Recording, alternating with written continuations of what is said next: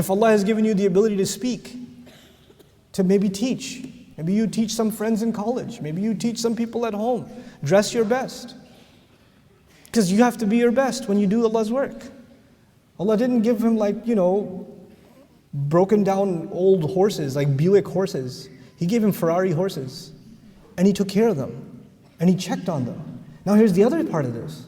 I already started by telling you he's a king, he's a ruler, he's a prophet, he's got a massive expansive empire, he's got internal and external issues to deal with. The kingdom of Sulaiman is a very complex problem. So this should be a micro task that is not befitting him. He should get some servant to do this for him. Just make sure it gets done, isn't it? But he realizes something. No matter how big he gets, there are some things that he just still wants to have his hands directly on. He doesn't want to lose sight of who he is. And he doesn't want to lose sight of the fact that no task is insignificant. He wants to leave himself as a role model for his followers because he's also a prophet. And for a prophet, serving Allah is never beneath him. It's like the CEO saying, that's the secretary's job, I'm not going to do that. No. Or the imam saying, that's the janitor's job, vacuuming the masjid. I'm not going to do that. That's beneath me. My job is to give the khutbah and I'm going to leave. I got the VIP tasks, you got the lower end tasks, right? In this ayah, what we're learning is that Sulaiman alayhi salam, given the status that Allah had given him, he did not actually make a distinction between the smallest of tasks and the biggest of them.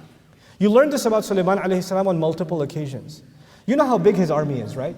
And it's got birds, it's got, and birds, if you've ever seen birds flock, they're countless, literally countless. And you find another place in the Quran, he sees the flock of birds, thousands in number, of different species. He says, Mali la ara al-hudud. I don't see hudud. He knows the bird by name.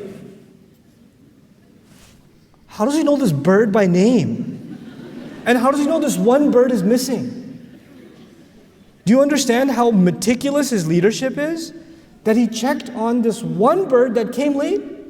One bird. I teach class. I used to have 60 students. For 9 months I had 60 students. By the time you're done with 3 months, you know every one of them. You know where they sit. You know who's absent and not absent, but you know some of them. You only recognize them because they ask dumb questions. They ask questions from 2 days ago. I have a question. So when you're expecting it about 7 minutes into the class, you're going to get, I have a question. And you don't get it, then you say, hey, where's Bilal? You only notice them after you had an expectation. But Sulaiman's, his insight, his view of his flock, his following, it's incredible. And so what we're learning here is that you and I are never too big for the little things. We're never too important for the little things. There's no such thing as insignificant. There's no such thing as an insignificant task. If it's important, patting on the neck of a horse and patting its leg is important enough to be put in the Quran as an ayah, come on. That's a pretty big deal. That's Allah's way of teaching that don't belittle the tasks that you do. Sometimes you're involved in work for the deen, like you're working for an Islamic organization, a da'wah organization, an Islamic school. There are lots of people that help put this program together, for instance. I'm standing here on this stage with the mic behind me, but there are people that are running cameras, there are people running logistics, there are people checking emails, there are people answering questions, there are people running security, there are people, all these people, and you guys don't see them, you guys just see the guy with the lights on them. But you know what? What they do is not any more or less insignificant than me. It's all one team, it's all one group of people, and to Allah, they're all on stage. Like to you, I'm on stage, but to Allah, they're all on stage. And actually to Allah, some of the people that are in the back babysitting children may be far more valuable than me. Because that's how Allah gives value. No task is insignificant. I'm just a volunteer. No, you're a volunteer. That's a big deal. You understand? There's a significance being given to these resources. Now let's move on. So these horses disappear, he pats them, and now we're learning that Sulaiman alayhi salam, at least what we learn now, the day is over. And when the day is over, what you'll expect from any normal human being is they're going to be exhausted. They're going to be completely overwhelmed. Imagine the amount of pressure this man has on him, alayhi salam. And so I'll offer you the interpretation of the next ayah, what I find most convincing, instead of going through all of the opinions. وَلَقَدْ فَتَنَّا Sulaiman. We thoroughly tested Sulaiman. Sulaiman was tested on every front. Alayhi salam. وَأَلْقَيْنَا عَلَى كُرْسِيِّهِ جَسَدًا. Literal translation, we threw on his throne or his chair, we threw a body that looks almost like it's lifeless. The interpretation I find most convincing is literally that Allah Azza wa Jal threw him on his throne and he's so exhausted that he can't even get up. He's so burnt out by the work that he has to do. Allah has given him an incredible amount of resources, and he's so enthusiastic about taking care of the smallest task to the biggest task, and that's just humanly really difficult to pull off. That's just way too much responsibility for one person, to the point where he's just collapsing. He can't even stand up. He's just thrown on his chair. And as he lies there, by the way, when you're that exhausted and you're in a position of leadership, that's when you start complaining and go in a bad mood. I'm so tired. I don't have any good help. Nobody even helps with the horses. I've got this front over here. I've got a civil war going on over there. I've got this general who's got this problem. I've got this, got that. And nobody's taking care of business. Instead of complaining, what does he do? He's on this chair. ثُمَّ أَنَابَ. Then he repented. He came back to Allah. You know, this is the difference between decent people and indecent people. You have to understand this lesson before we go on. Because this is all working up to that dua, that one dua that I want to get to. What is the difference between decent people and indecent people? I'll tell you the example of decent students and indecent students. That's my favorite way to do this. A decent student and an indecent student both take the same test. They both fail. They both failed. The decent student comes up and says, Ustadh, I should have done my homework. I should have been reviewing from a week. I had these questions and I got lazy and I didn't ask and I didn't seek the extra help and I crammed and I tried to study 2 hours before the exam, and that's why I failed. The indecent student comes up and says, you know, this curriculum is very complicated. Also, the hours are very inconvenient. I mean, my Fajr starts at 9 a.m., you know, and you guys start at 8 a.m., which is like the Hajj time, you know. Also, where I'm sitting in the class is very inconvenient because there's a really skinny guy on this side, a really fat guy on this side, and it's just awkward for me. And, you know, and it's Texas, it's really hot. And also, Ustadh, sometimes you're really boring. And that's why I can't pay attention. And also. They both failed.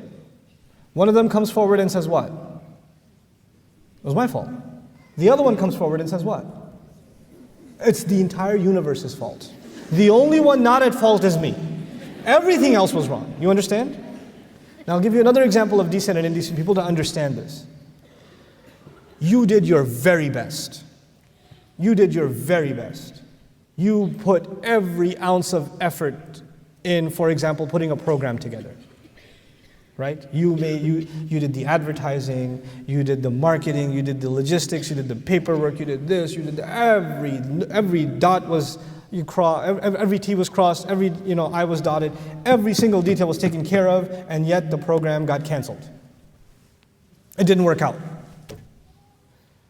Decent people, who do they blame? Even though they did everything right, you know who they're going to blame? Themselves. I must not have done something right. They blame themselves. Indecent people, everybody else. Is Sulaiman alayhi salam exhausted? And if he's exhausted, he's thinking, if I'm so exhausted, I won't be able to do other work. And by the way, people like that, they don't end the day and say, thank God there's nothing more to do. People like that, when they lie down in bed or sit back on their chair, what are they thinking about? The 80,000 other things that did not get done, isn't it? And now he doesn't even have the energy to get up and get those things done. So at this point he's feeling incapable, and yet he acknowledges something about himself.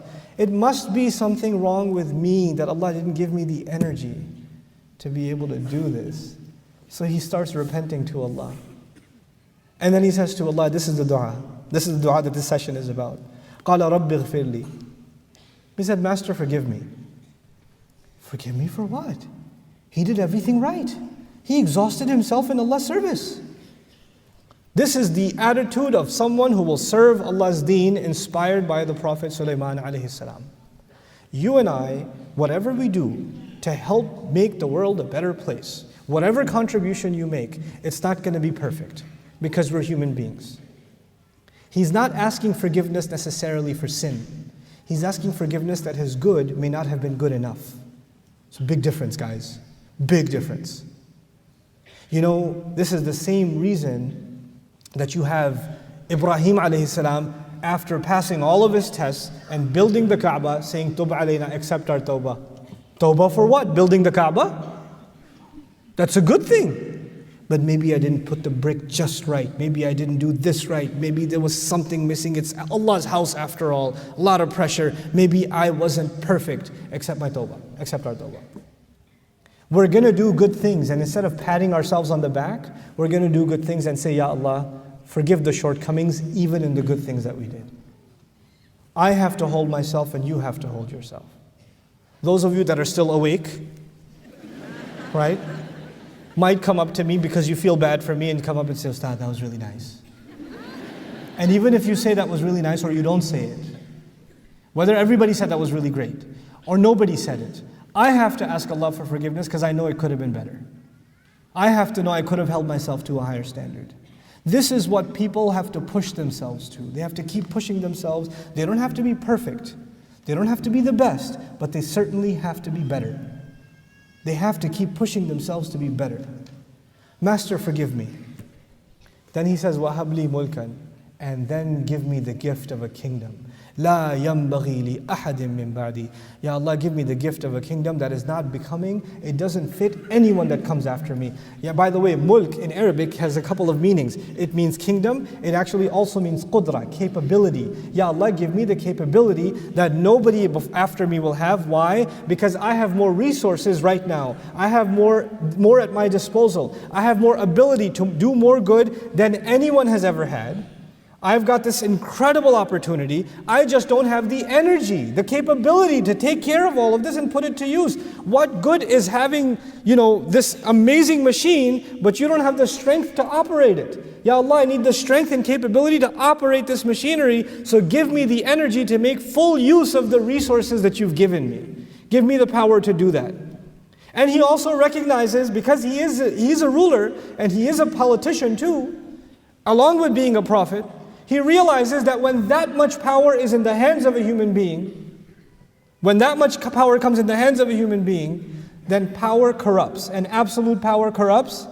Absolutely. So Ya Allah, even though you are going to give me a lot of these resources, I am not hoping that these resources continue and you pass it down to somebody else, because in the wrong hands, those same resources will produce all kinds of corruption on the earth. This same machinery that's going to be used for good, those same horses that are going to be used to serve a good cause, can also be used to spread evil on the earth. True or no? So Ya Allah, I'm fully aware of the fact that power by itself is no good. Khair in one of its meanings, material good, is no good. Khair only when it's going to come along with someone who will put it to good use. That's when it's good. Science by itself is no good. Science kills people. Science produces nuclear bombs, chemical weapons.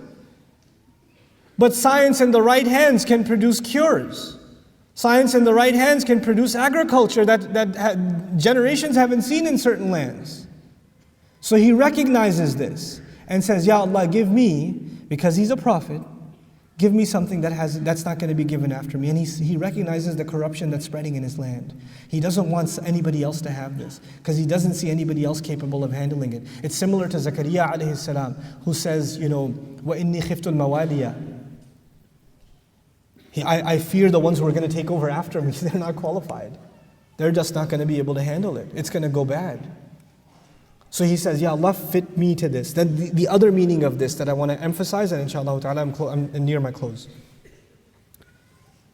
And that is, Ya Allah, I want a kingdom that is suited to my capabilities. Give me the resources that match my talents.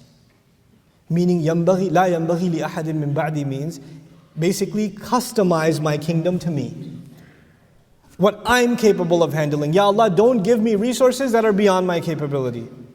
Don't make, then I'll feel bad that I had this stuff and I couldn't put it to work. You need to give me things that I can actually handle. I ask your forgiveness that I'm not capable of more. But give me what is within my capacity, within my capability. لا ينبغي لأحد من بعدي. You're the one who keeps on giving gifts over and over and over again. This is an incredible dua in which you and I are learning to ask something from Allah. Ya Allah, you and I, well, each of us would ask, Ya Allah, you have given me certain talent, certain opportunity. You have given me certain capability.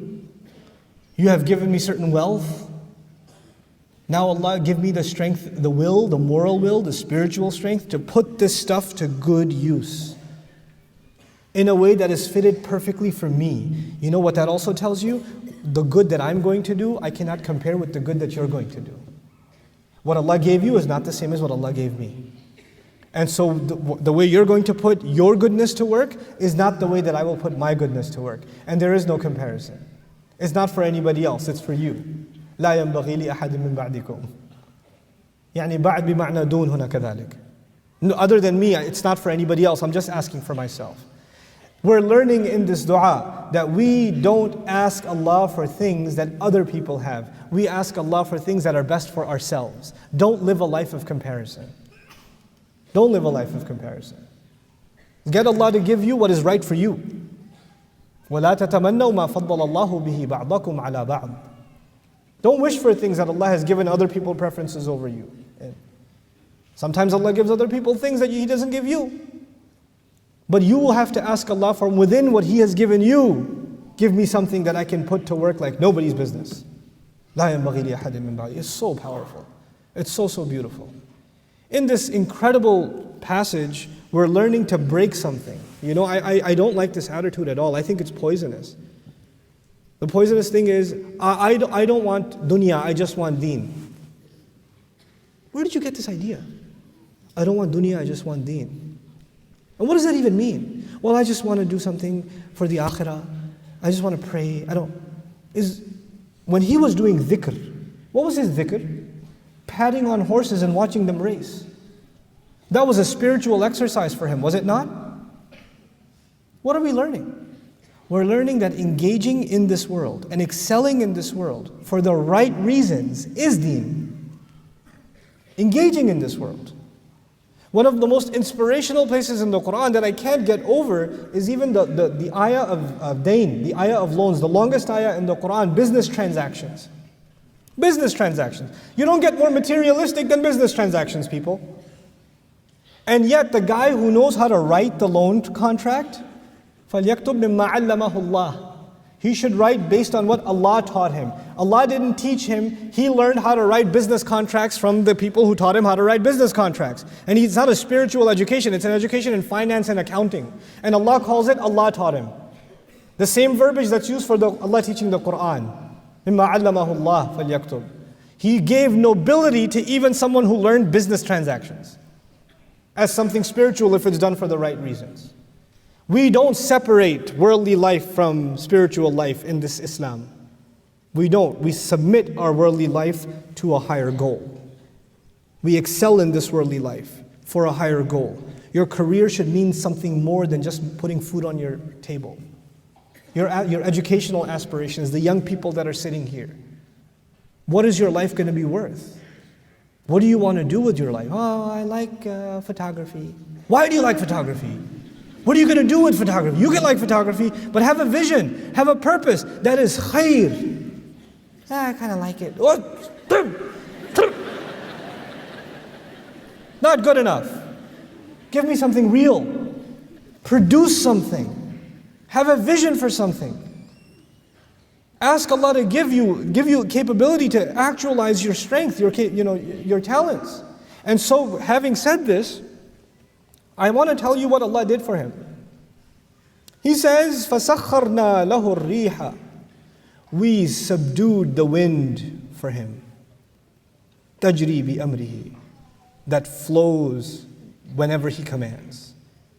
He tells the wind to flow, it flows. رُخَاءً. Softly and swiftly.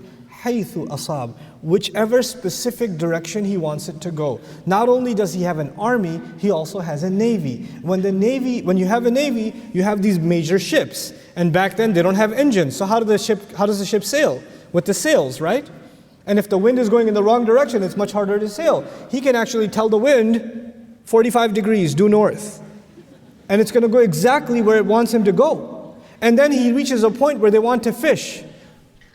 And the waters are turbulent, because of the wind. He can just tell the wind to what? Stop, we're parking here. And he can turn the middle of the ocean into a parking lot.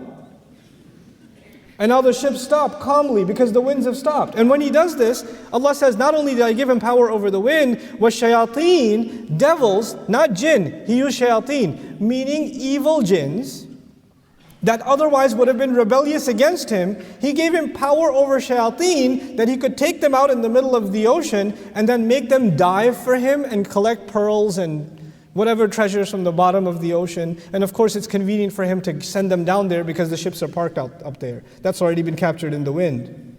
So, بَنَّاءٍ وَغَوَّاسٍ كُلَّ بَنَّاءٍ وَغَوَّاسٍ.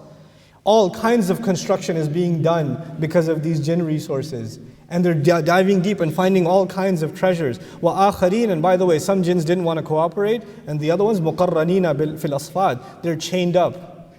So anybody who doesn't want to play ball with Sulaiman alayhi salam gets locked up. He's got all kinds of resources. And then Allah describes at the end of it all, هَذَا عَطَاؤُنَا, this is our gift, this is our grant. فَمْنُن, give it to whoever you want, use it freely. Don't be cheap with it. Now we're learning that when Allah gives you resources, you don't hold them back and say, no, we need to conserve it for the next 10 years. فَمْنُن, give, grant. When you see an opportunity to do good, invest in people, invest in resources, invest in institutions. We keep thinking about saving. Allah says, no, you need to think about spending. I'm giving you, you spend. Oh, I'm sick. Or you can hold back too if you want. If you see that there's something you spent in and you invested in, it's not producing as much good as you thought, pull back and invest in something else. Put the resources in something else. Put the manpower in something else. You decide what works and what doesn't work. And by the way, in this, Allah is telling us that sometimes we will invest ourselves in something and it will be successful. Other times we will learn that it wasn't successful, and that's okay. You have to invest in something else then. You don't give up. Well, I tried before and I failed. So what? Give. And then hold back sometimes.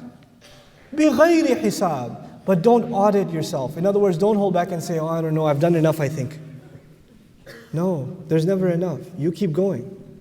And when we have this attitude, if Allah can submit the winds and the ocean and the shayateen for Sulaiman alayhi salam, I'm telling you, Allah gives resources beyond your imagination. Resources are not a problem for Allah. Wealth and resources and capability, physical capability, will never be a problem for this ummah. It will never, ever be a problem for this ummah. The only problem for this ummah will be its willpower to do the right thing. That's the only problem that's going to be there. One meaning of khair is the material good. The other meaning of khair is the goodwill and the good deeds. That's where the problem lies for this ummah. Our intention to do good. Our will and our drive to do good. When you have that, you watch the wealth and the resources just come. It'll just come. Because you didn't want it. You wanted the good. That was just a stepping stone to get to the good. That's all it was. And when Allah sees that in you, He opens the doors of rizq. وَإِنَّ لَهُ عِنْدَنَا لَزُلْفَى وَحُسْنَ مَآبٍ. Oh, and He has a very beautiful place with us. You know, He has this beautiful, by the way, if you look at Sulaiman alayhi salam only in the worldly sense, if you know nothing about his spiritual life, you know nothing about him being a prophet, and you just look at him, somebody walks by and sees him, he sees a magnificent king with gorgeous horses and an endless navy and like ridiculous looking, scary looking things, I think they're jinn or something, you know, birds. He sees a person who has the best of worldly life. Wouldn't you see that? And you know what we think sometimes? We think if you have the best worldly life, you won't have the good akhirah. If you have good things in this life, probably chances are you won't get good things in akhirah. Akhirah is for poor people. You know? And this concept is corrupted. Akhirah is for people who don't have dunya in their heart. It has nothing to do with what you have in your hand. There are some people who have no worldly gains in their hand, but materialism is seeped inside their heart. Even if they're completely bankrupt, they are still people of dunya. And then there are people who are trillionaires, billionaires. But they have no ounce of it where? In their heart. In their heart is just desire to do more good. That's all there's there. That's all they care about. And those people are people of akhirah. They can have the best of this life and the next because they don't care for the best of this life. That was just a means to an end. That's all it was for them.